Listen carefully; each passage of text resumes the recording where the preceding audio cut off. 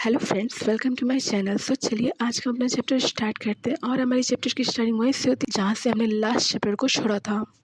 और फिर हम चाइन को देखते हैं।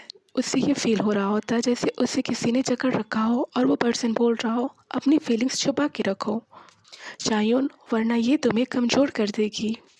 कभी किसी पे ट्रस्ट ना करना, ये बिल्कुल बेकार है। कोई भी पर्सन भरोसे के लायक नहीं है। बस सीधे आगे देखो और चलते रहो। और यही एक योग्य उत्तराधिकारी का मार्ग है। और उसके बाद से डैड लगातार चायून पे दबाव डालते रहे। और फिर हम चायून को देखते हैं जो एक चट्टान के एकदम किनारे आ चुका रहता है। और हम चायून के पीछे उसके फादर को देखते हैं और हमें चायून की सिस्टर बताती है। और चायून ने उन्हें निराश ना करने का पूरा ट्राई किया। और फिर चायून की सिस्टर बताती है और फिर वो टाइम भी आ गया जब चायून के फेरोमोन्स उस पर हावी हो गए। और फिर हम चायून को देखते हैं जो काफ़ी पेन में रहता है और चारों तरफ उसके फेरोमोन्स फैले हुए होते हैं।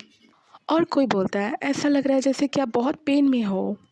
और फिर हम एक लेडी को देखते हैं जो बोलती है डोंट वरी, मैं आपकी हेल्प के लिए यहाँ हूँ ना। और तभी ये घटना हुई। और हम चायून को देखते हैं जो बहुत ज़्यादा पेन में होता है और उसके हाथ काँप रहे होते हैं और उसे बहुत ज़्यादा पसीना भी आ रहा होता है। और फिर चायून की सिस्टर बताती है आखिरकार जब चायून को होश आया। और फिर हम चायून को देखते हैं और उसके पास हम दो पर्सन्स को देखते हैं। और उसके पास हम एक पर्सन और एक लेडी को देखते हैं। आई थिंक ये दोनों मर चुके हैं। चायून के फेरोमोन्स काफ़ी ज़्यादा स्ट्रॉन्ग होते हैं, इस वजह से इन्हें काफ़ी नुकसान हुआ रहता है। और फिर हम चायून के फादर को देखते हैं। और फिर उसका फादर बोलता है आपकी हालत पहले से और ज़्यादा बदतर हो गई है। ये ओमेगा वास्तव में बहुत अच्छी फैमिली की थी। यहाँ पे चायून के इस सिचुएशन में उसके फादर ने उसके लिए एक ओमेगा लाया रहता है। उसके फादर ने उसके पास एक ओमेगा लेडी को भेजा रहता है। और आई थिंक और उस टाइम पे चायून अपने होश में नहीं रहता, इस वजह से उसने उस लेडी को काफ़ी हर्ट किया रहता है। और फिर हम चायून को देखते हैं जो बोलता है ये क्या कर डाला। और चायून को इस तरह देख के उसके फादर उसे समझाते हैं और फिर वो बोलते हैं इस तरह की बातों से आपको परेशान होने की कोई ज़रूरत नहीं है। मुझे ट्रस्ट है कि आप ये गलती नहीं दोहराएंगे। ज़रा टाइम तो देखो, आपको एक खास डीएनए मिला है और इसका आपको ध्यान रखना होगा। और इस बात का भी आपको ध्यान रखना होगा कि आप इसको किसके साथ शेयर करते हो।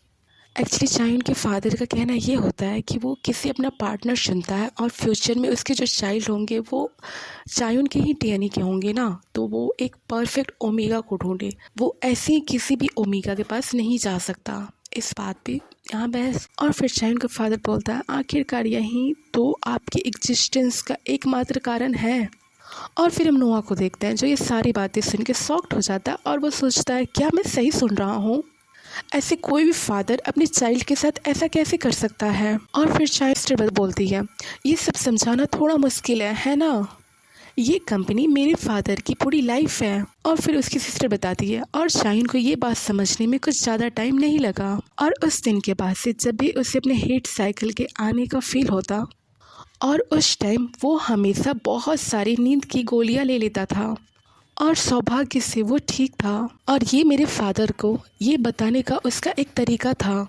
अगर उन्होंने इस पागलपन को नहीं रोका तो फिर वो उससे अपने तरीके से ख़त्म कर देगा। बट फिर सिचुएशन और बुरा हो गया। और फिर फादर ने उसकी सारी नींद की गोलियां उससे दूर करने का ट्राई किया। वो नहीं चाहते थे कि वो नींद की टैबलेट्स ले, बट चायून काफ़ी जिद्दी था। बट रियलिटी तो ये थी ज़्यादा फेरोमोन सिंड्रोम से पीड़ित एक लास्ट डोमिनेंट अल्फा चायून को इससे पीछा छुड़ाने का कोई ना कोई तरीका ढूंढना होगा या फिर किसी पार्टनर के साथ रहना होगा। बट ये बात तो जाहिर है कि चायून ने डैड की जेल में फंसने से इनकार कर दिया और इस वजह से वो सारी चीज़ों को इग्नोर कर रहा था। उसने इस चीज़ को तब तक इग्नोर किया जब तक उसे फेरोमोन्स की वजह से उसे दौड़े पड़ने लगे और उसकी हालत पहले से भी ज़्यादा बेकार हो गई। और इस वजह से वो नींद की काफ़ी इम्पोर्टेंट दवा ले रहा था क्योंकि वो इसे शांत रखने में हेल्प करता था। और चायून की सिस्टर की ये बात सुन के नोआ को वो इंजेक्शन याद आता है और वो बोलता तो वो इस काम के लिए था। और फिर चायून की सिस्टर बताती है इसके कुछ टाइम बाद ही और चायून फ़ौरन पढ़ने के लिए अचानक ही चला गया। मुझे लगता है कि आप कह सकते हैं कि वो भाग रहा था। बट इन सब चीज़ों से उसकी हालत में काफ़ी सुधार दिख रहा था जब वो डैड के जेल से फ्री हो गया। और हम कभी कभार फ़ोन पे बात भी करते थे, बट वो कभी भी अपने बारे में खुल के कुछ भी नहीं बताता था। बट हमारी बातचीत बस कैजुअल ही होती थी। बट एक दिन अचानक, और फिर हम चायन को देखते हैं जो अपनी सिस्टर से बात कर रहा होता है, और वो बोलता है, और फिर वो बताता है कि आपको पता है कि अमेरिका में हमारी एक कोरियन चिकन फ्रेंचाइजीज भी है। और फिर उसकी सिस्टर उसे रिप्लाई करती है, ये तो फ्राइड चिकन की फ्रेंचाइजीज है ना। और शाइन उससे रिप्लाई करता है, हाँ मुझे भी इसके बारे में कोई भी इन्फॉर्मेशन नहीं थी, मुझे मेरे एक फ्रेंड ने मुझे बताया था। और हम चायन की इतनी बड़ी स्माइल को देख के समझ सकते हैं कि वो फ्रेंड कौन हो सकता है जो चायन के फेस पे इतना बड़ा स्माइल ला दे। ये नवाब साहब तो अपने आप में ही इतनी बड़ी मिस्ट्री की दुकान है। और फिर चायन की सिस्टर नोआ को बता रही होती है, आपको शायद ये लग रहा होगा कि इसमें कौन सी बड़ी बात है, मैं इतनी छोटी सी बात पे इतना रिएक्ट क्यों कर रही हूँ। बट ये फर्स्ट टाइम था जब चायन ने किसी के बारे में हंसते हुए बात की थी। मैं सचमुच काफ़ी हैरान हो गई थी।